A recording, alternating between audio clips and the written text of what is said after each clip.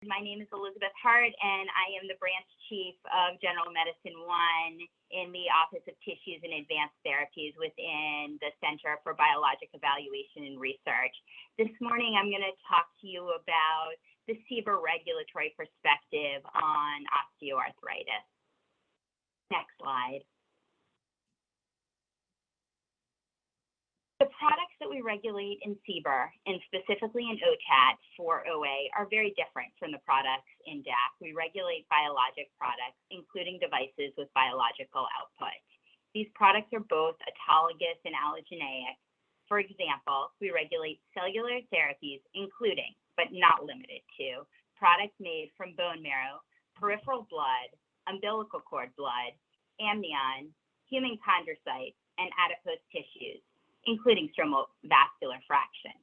Also, we regulate gene therapies, including plasma-based therapies, viral vector-based therapies, and genetically modified cells. These products are not administered orally, but more commonly via IV or intra-articular. Next slide.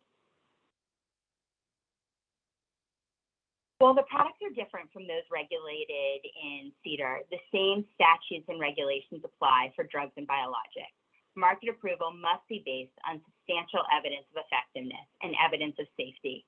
Evidence of effectiveness should be obtained from adequate and well-controlled studies, usually, and especially for most products for OA, which is a common disease, as you've heard and know, that affects millions. Include 2 randomized controlled studies that demonstrate a clinically meaningful benefit in how patients feel, function, or survive. Device regulations differ slightly from those for drugs and biologics. Approval of a device includes valid scientific evidence to determine whether there is reasonable assurance that the device is safe and effective. The valid scientific evidence required may vary according to the characteristics of the device, its condition of use, the existence and adequacy of warnings and other restrictions, and the extent of the experience with its use. Valid scientific evidence for device with biological outputs for common conditions such as OA often requires at least 2 adequate and well-controlled studies with the number of patients and clinical sites sufficient to demonstrate a benefit among subsets of the population and across clinical sites. Next slide. As you've heard, the products that we regulate are varied, and as a result, there is not a one-size-fits-all approach to clinical trials for OA. It is very important that the clinical development program is appropriately targeted to the specific product such that there's a favorable benefit-risk profile. When evaluating cellular and gene therapies, it is important that we understand the benefit of the product, including the durability of clinical effects, and understand both the short-term and long-term risks. And of course, patient preferences for the acceptability of those risks in light of the anticipated benefit. In order to have all of the necessary information to facilitate our review of a BLA or PMA, the studies and development programs should be well designed. So let me now talk about some of the general study design considerations for CBER regulated products for OA. For biologics, as I've mentioned, we typically expect to see 2 adequate and well-controlled studies. To reduce bias, we expect these studies to be randomized controlled studies. While we prefer that the studies are double-blinded, we recognize that based on the administration, sometimes this is not feasible, and then subjects and assessors should be blinded. The control group is always important and should be selected based on the target population and treatment regimen. If the experimental group receives a complex treatment regimen with multiple components, then the comparator should be selected to determine the effect of each component in the treatment regimen. Another important consideration in development is selecting the target population, which will be dependent upon the product and its mechanism of action. Also, the risks and anticipated benefits at different stages of OA should be considered. It is important that the study population reflects the heterogeneity of the target population who is anticipated to safely use the product, and that the sample size is sufficient to demonstrate a clinically meaningful and statistically significant effect that accounts for the confounding variables and ensures adequate exposure given the chronic condition and prevalence of OA in the target population. Next. So pain and function, as you've heard, are key symptoms, and as many of you know, are key symptoms in OA, and are the primary efficacy endpoints we look for biologics for OA. It is important that validated scales are used to assess pain and function. These may include the WOMAC function domain, the WOMAC pain domain, the 100 millimeter VAS. Based on the mechanism of action of most biological products for OA, we anticipated that these products will favorably impact both pain and function. For the treatment of OA, we believe that pain and function should be co-primary endpoints, and studies should demonstrate both a clinically meaningful and statistically significant benefit in both pain and function.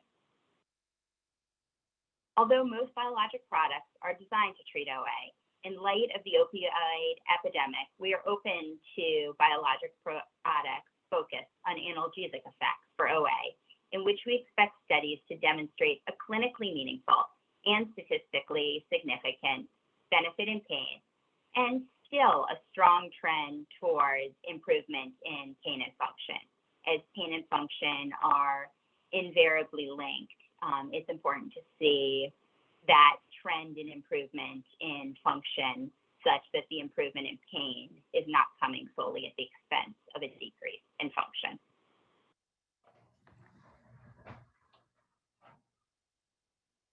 Structural endpoints are another efficacy consideration.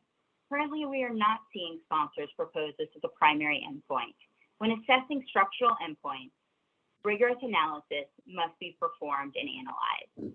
This includes appropriate imaging charters to confidently detect structural changes.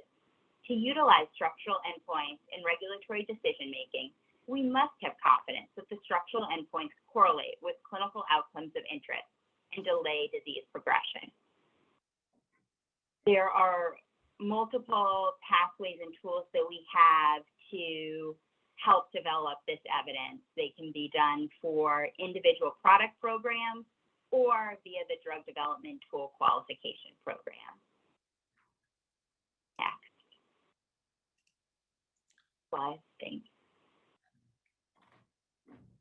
Once again, there is no one-size-fits-all approach for biologic products, and thus the timing of assessments will depend upon the biologic properties.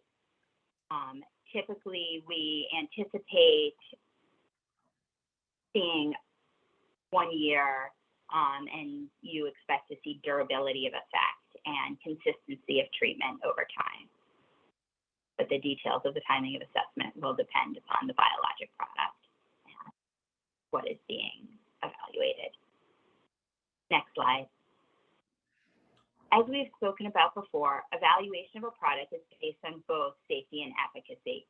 Therefore, I want to now focus on safety. It is essential that there is an adequate safety database to understand the risks of the product in the pre-market space prior to exposing large numbers of patients to those risks. The duration of safety monitoring depends upon the product characteristics. Within the study, there must be sufficient monitoring for potential safety signals.